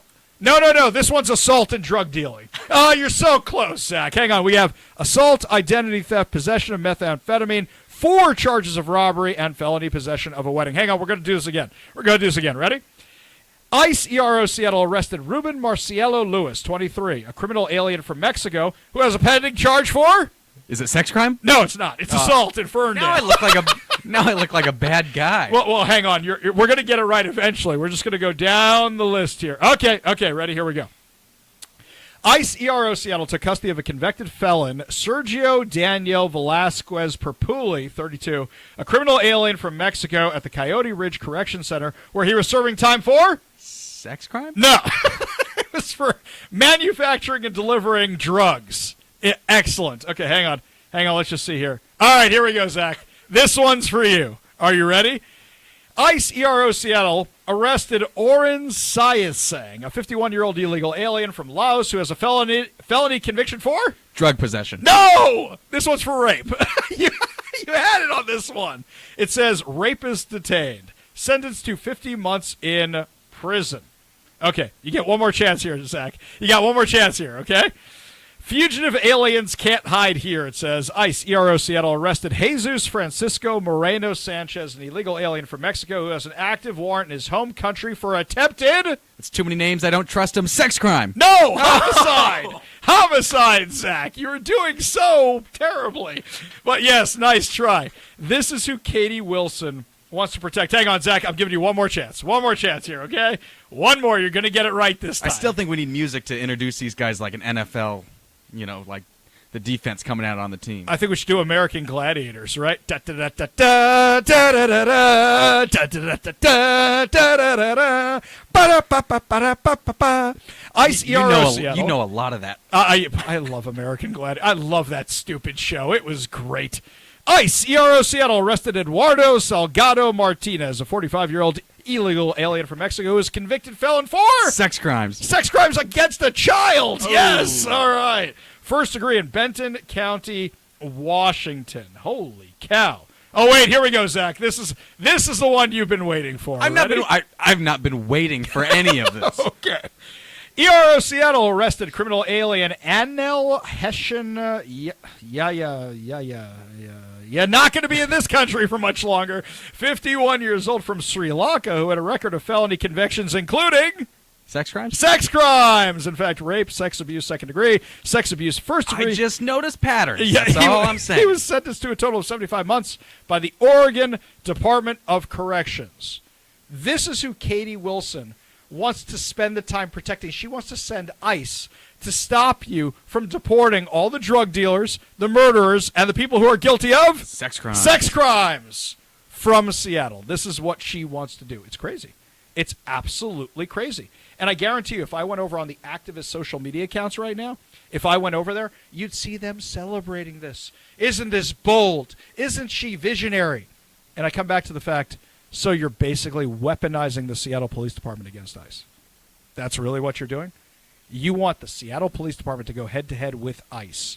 Wait a second. Last time I checked, during the Summer of Love, you guys want to demilitarize the Seattle Police Department. I think we know who's going to win here if we actually had to do this. So Tim Walz calls up the National Guard. The National Guard to fight ICE. You're calling up the Seattle Police Department, which is at its lowest operational levels since the 1950s. Where before the defunding and the exodus, they were at 60% of capacity of where they need to be for minimal service. And now you want to go ahead and you want to have them go head-to-head with ICE. Wait, there's something else here. Last time I checked, the feds hadn't dropped their recruiting requirements of the physical needs that you need to do, the physical qualifications you need to be an ICE agent. But the Seattle Police Department, the Seattle Fire Department dropped theirs. So which one are you putting your money on if we're going head-to-head between these two? And I got to tell you, the worst part? Our brave men and women of the Seattle Police Department are caught in the middle. You think they want to be going after ICE? You think they want to be going after federal agents? Of course they don't want to be doing that. Of course not. But this is what Katie Wilson has them doing. This is what she wants. She wants a civil war. If you want to know how the Civil War started one day, you're going to say, well, kids, I was listening to the Ari Hoffman show, and Ari Hoffman was talking about the Seattle Police Department being weaponized against ICE. That's how the Civil War started, because how many other cities are dumb enough to do the exact same thing?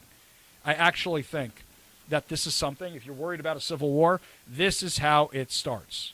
And you really think the Seattle Police Department is going to listen to her on this? Oh, wait, I forgot. They got Chief Wiggum in charge over there. What's his face? Barnes. They got Chief Wiggum. He's probably going to come out with a press statement today and say he's going along with all this insanity. Absolute craziness. Let me know what you think. 206-421-5757. That's 206-421-5757. When we come back, my friends, more on this bad legislation that's here in Olympia and maybe some bright spots to talk about also. You're listening to the Ari Hoffman Show, broadcasting live from the Washington State Capitol in Olympia on Talk Radio 570 KVI.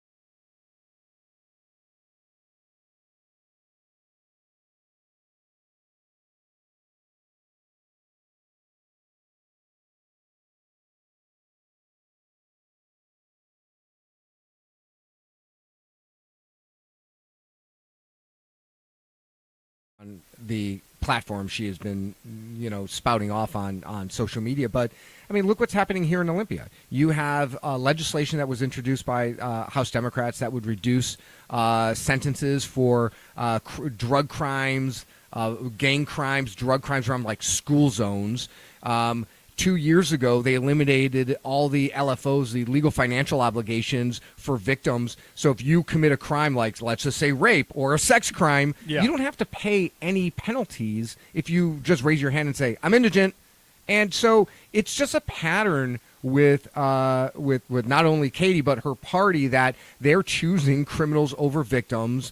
They're choosing illegal over legal. So if you don't want to betray anybody's confidence, that's fine. But we know legislatures are friends with each other. You have friends on the other side of the aisle, even though some of them are completely crazy. I assume you're friends with the sane one. And let's say one, or two, three, four, or five of them. But I assume when you guys are talking off record, some of them will go, this is crazy, or do you never hear that out of them? Do you just hear from them, yeah, Trump is the devil, blah, blah, blah?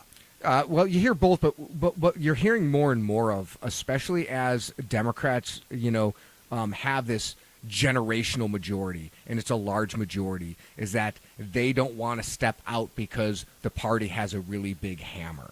And so they are afraid to step out and vote with Republicans on a number of different responsible pieces of legislation, whether it's dealing with crime or dealing with taxes, because they'll lose their chairmanship.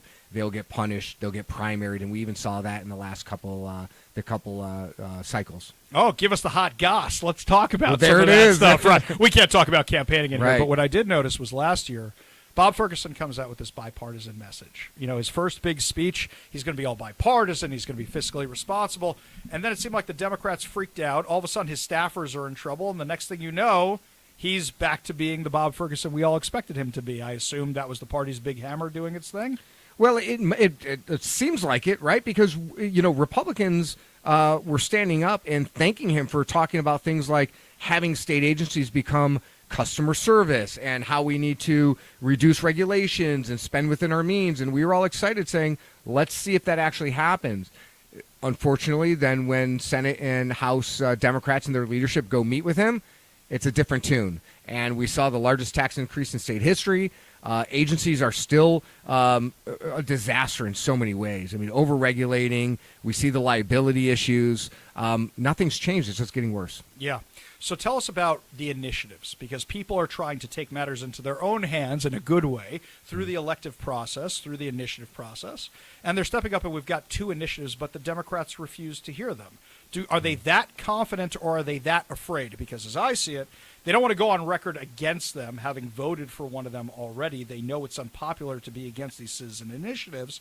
But on the other hand, I think they're confident they can win at the ballot box. I'm looking at this right now. They won't even hear them on the floor. Your thoughts? Yeah, I mean, Ari, you were here all week, and House Republicans made motions to not only have hearings on these 2 initiatives, and for the record, I mean, the 2 initiatives are parents' rights and preventing boys from playing girls' sports.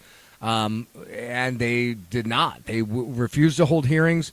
And then in the second motion, which I spoke on, they referred all policy bills to committee. But the Constitution is very, very clear. Article 2 talks about the legislative power, and that any initiative from the people shall take precedence over any other policy bills.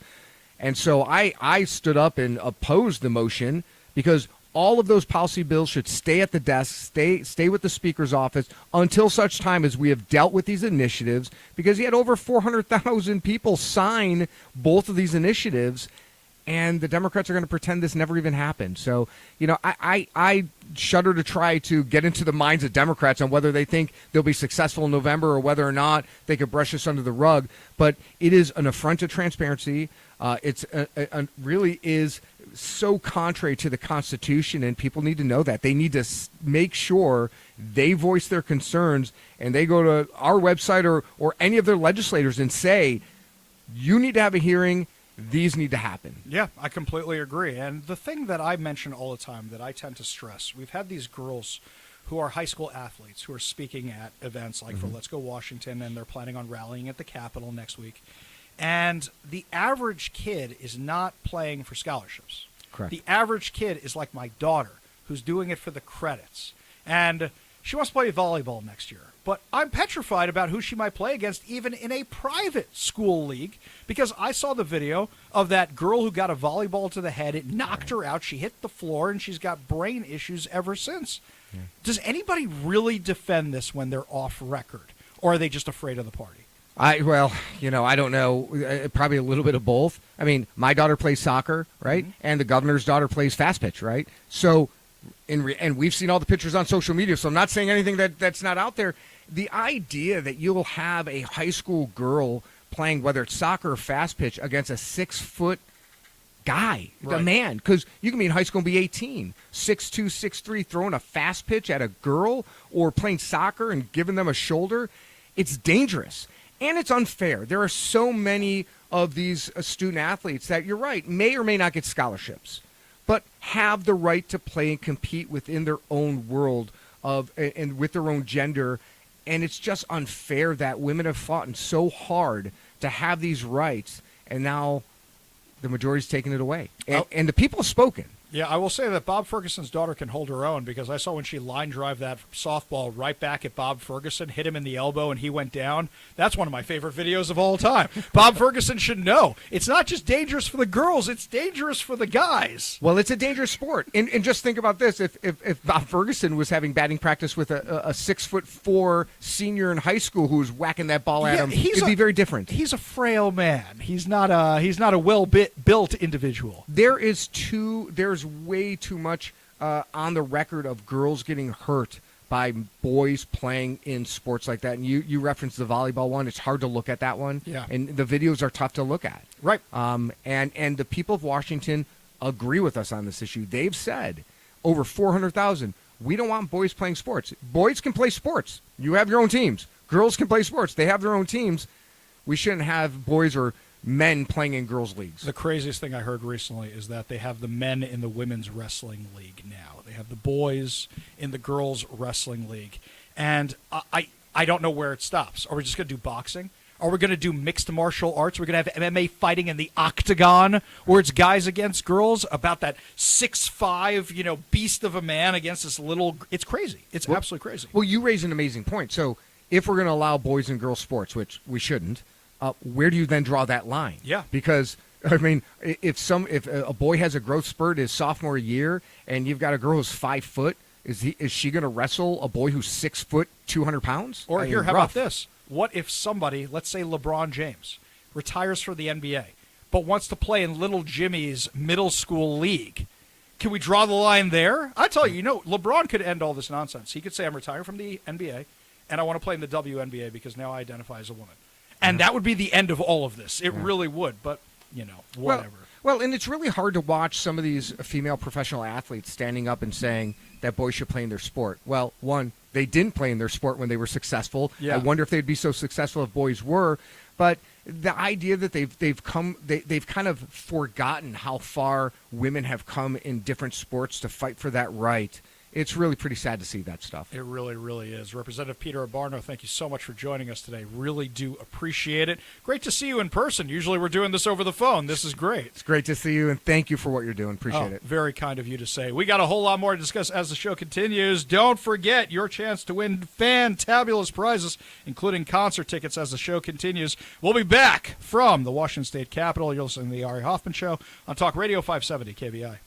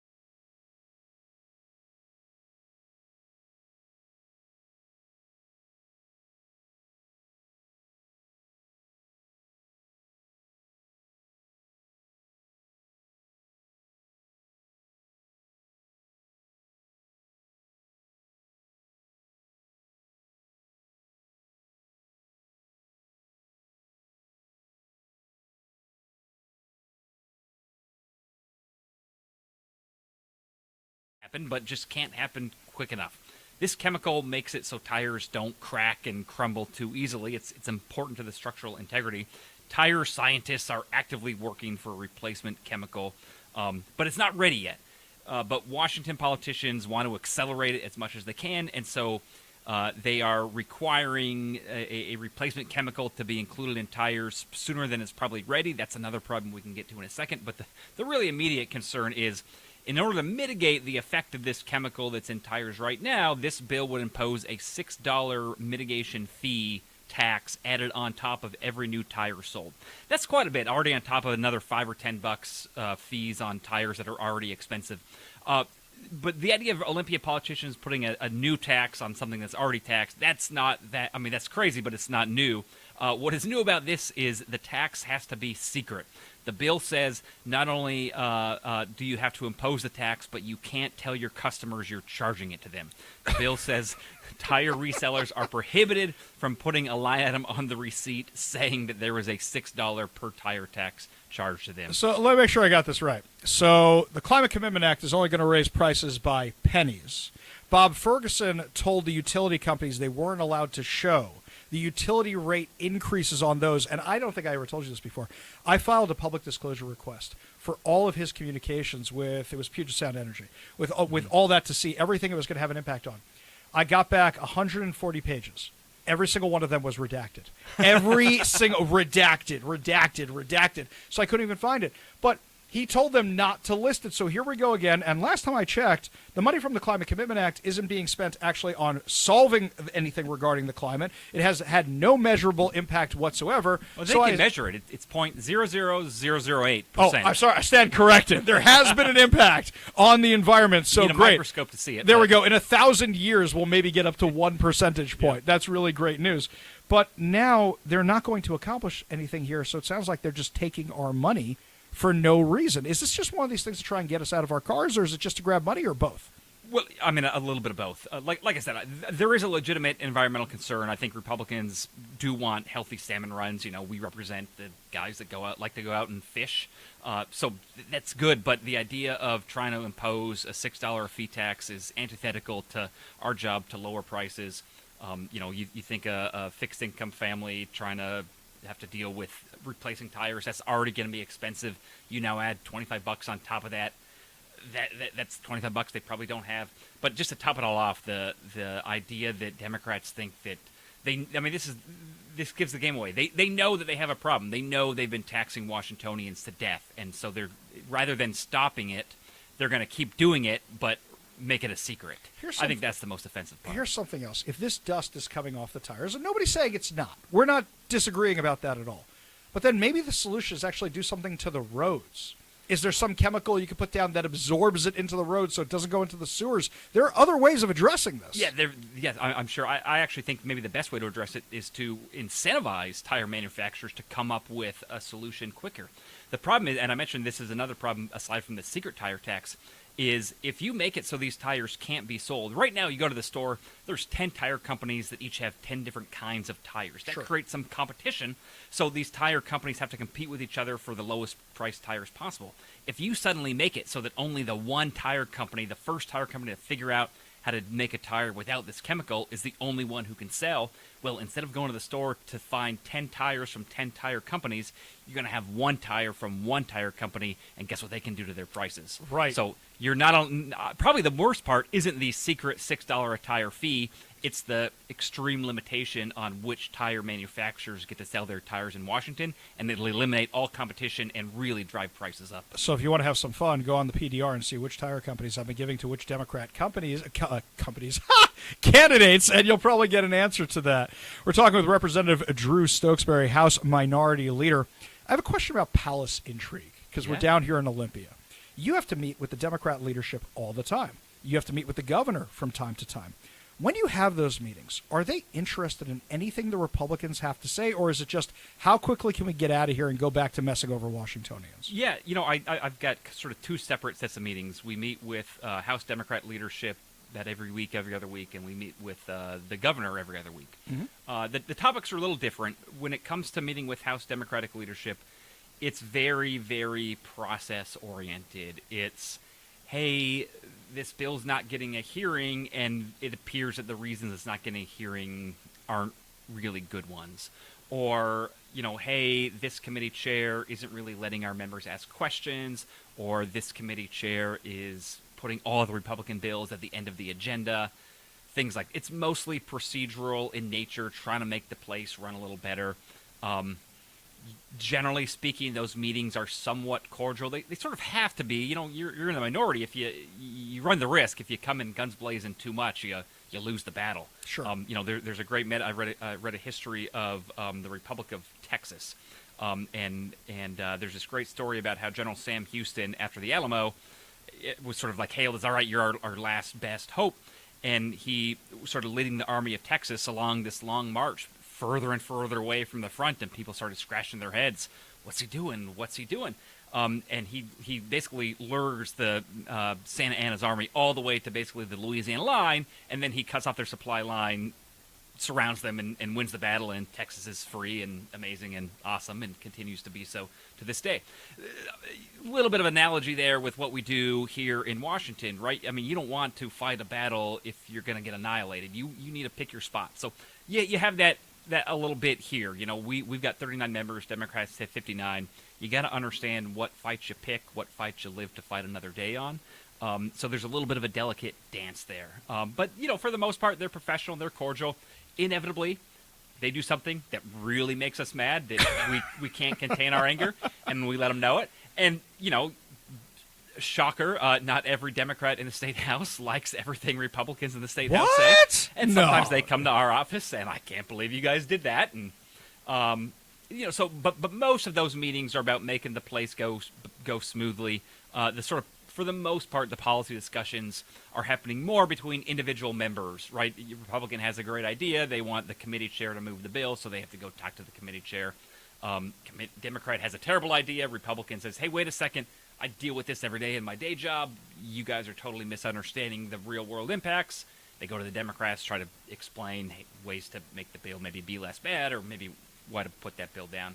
The meetings with the governor are a lot more policy oriented. Mm-hmm. To his credit, he's at least willing to listen, and while that's not much, that is infinitely more than his predecessor was willing to do.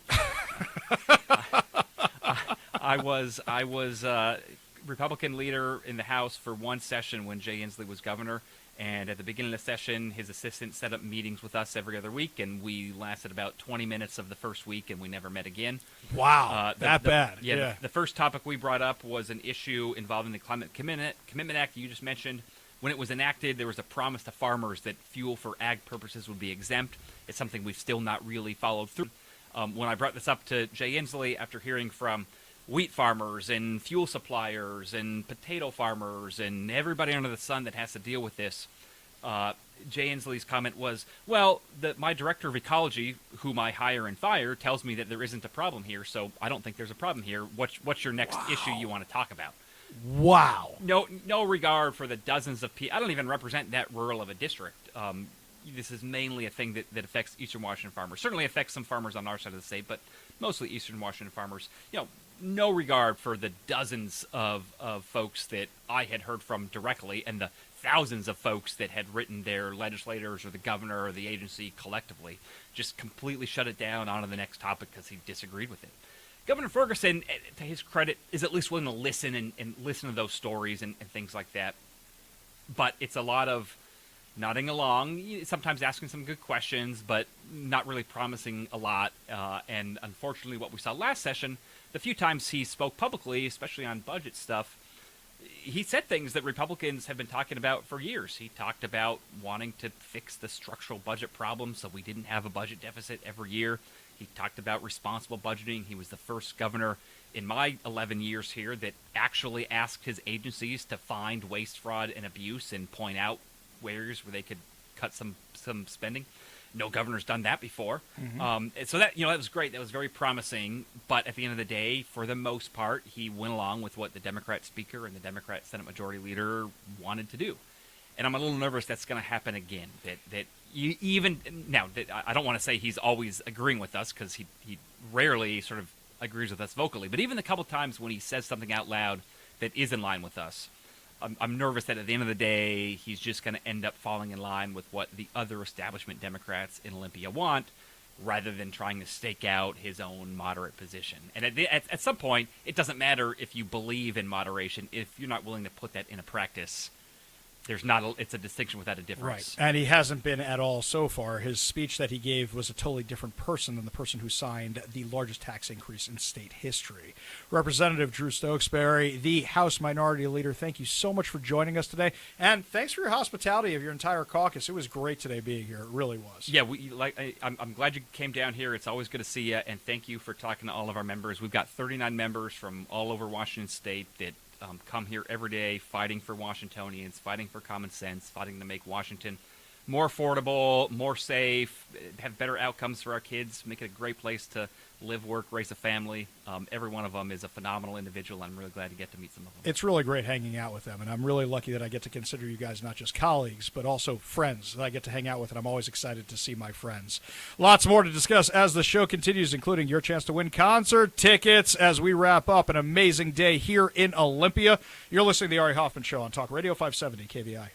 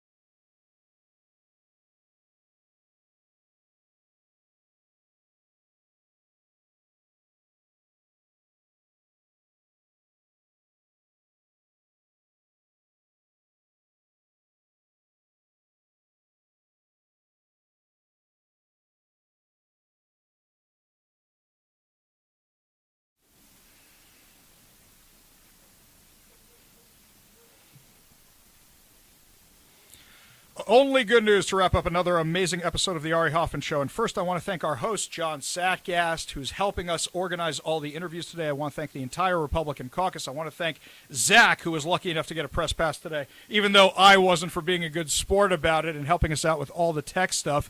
And just before we go to our last story here, I'm going to kick it back to Kevin in the studio for your chance to win concert tickets.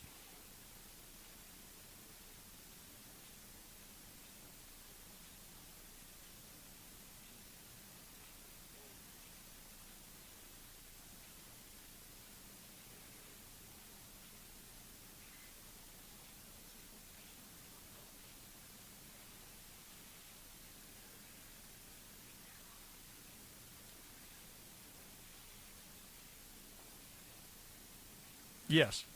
Okay. So, yeah. For your chance to win. Thank you, Kevin. And for our last guest of the day, we have Representative April Connors sitting right across from me. And normally we do good news in this segment. This is not good news. We're trying to make it good news by stopping it, because actually we've been successful in stopping them from releasing these level 3 sex offenders into communities. But you gave me the heads up on this about a week ago, where now the Democrats, because they're releasing these level 3 sex offenders, it's going into a community in Kennewick with over 7,400 children within 2 miles of this place. Absolutely, Ari. This is about 1 mile from my personal home that they're putting this level 3, sexually violent predators, the worst of the worst, the guys on McNeil Island that have committed the most heinous crimes to young children and women and anyone you can imagine. They're letting them out into a less restrictive alternative. And someone that owns one in Walla Walla had a person out of Seattle, a real estate agent and a lender, buy a home in the Tri-Cities, which they're now trying to contract to put sexually violent predators in. This house is close to so many schools. It is close to parks. There's a community swimming pool that these perpetrators are going to be able to look out their backyard and watch kids swimming.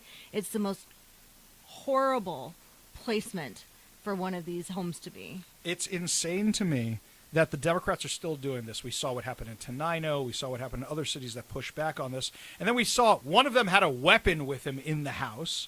We keep seeing problem after problem. These are the most likely to reoffend. And don't take my word for it. Take the FBI. And it's not even the FBI under President Trump. This is the FBI going back years and years and years and years. So what's funny is, I don't know if funny is the right word, I posted about it earlier today on my social media. And people go, oh, we've been waiting for you to talk about this. And we started getting people from the Tri-Cities messaging us. And it could happen anywhere. It's not just the Tri-Cities. We happen to know about it. So last time I checked, Governor Jay Inslee signed, he vetoed a line on where you would have to inform cities. How'd you guys find out about this? Well, we did find, the DSHS actually did notify and said, we think someone's purchased a house in your district for this, but they said they have, but we don't know if it's closed yet. And then, of course, we found out it was closed. Sure. And then once it closed, you look in the tax assessor site, and it takes, I'm a real estate agent, I look at these things. It didn't show up under anybody else's name but the current owner. So it takes the county assessor site a while to update it. And then it wasn't under the provider's name. So he has investors buying homes for him to put these in. And you're correct. It's coming to every community, because there is the piece in legislation that says every county in Washington State gets their fair share of these guys. And so we know once Benton County gets a house, Franklin County will be next, because this provider already has one in Walla Walla. I assume they're not putting any on Jay Inslee's Island. I assume when we say their fair share, there's none going out there, right? Except for Jay's fair share. Right. Yeah, I think we should run a Jay fair share. Oh, that's bill. good. That's good. This is absolutely insane. So what would you recommend people do to stop this? You have a slate of bills. What do we do about this? Sure. We have been in communication. Our community group has been amazing. The response has been amazing. They have been doing everything in their power. I'm talking to them almost every single day. What we're trying to do is get good old Roger Goodman to give one of the bills a hearing, and he does not want to hear our bills. We put out a call to action today to the Tri-Cities to say, contact every single member on the Community Safety Committee and the Health and Human Service Committee in the Senate. So to say we want hearings on this bill, and that was in a local article today in the newspaper. So hopefully people will actually see it and get the call to action to do it. We're also working with House leadership. You just had Representative Stokesbury on here to try to push to let him at least hear one of the bills. We do have one that we're running through appropriations instead that was just dropped this week. That is a huge budget savings for the Washington State budget. So we're going to see how that one rolls out, and I think we'll possibly get a hearing on that one. Well, I'll tell you what, I'm about to put a national spotlight on this story, because this is how we helped stop the thing in Tenino with all the community support and all the people pushing back against this. We even have a little segment we run on my show, which I have to play for you, our Vacation to McNeil Island clip that we play. You will enjoy it, but it's not so funny when you realize what's actually going on. We're going to be all over this story and make sure everybody knows about it. Representative April Connors, thank you so much for joining us today and informing us about this. Really do appreciate it. Thank you so much, too. Always a pleasure. And that's going to do it for us here in Olympia. And I just once again want to thank the entire Republican caucus and John Sackgass for letting us use his studio and move all his wires around and really take over his entire day. Also want to thank young Zach for coming down with us today. We'll be back in studio tomorrow with more chances to win fantabulous prizes. Don't forget to go to kvi.com and sign up for Stake of the Union right now. You can join us for meet and watching our president give the State of the Union. Tomorrow, more guests, more insanity. You've been listening to the Ari Hoffman Show on Talk Radio 570 KVI.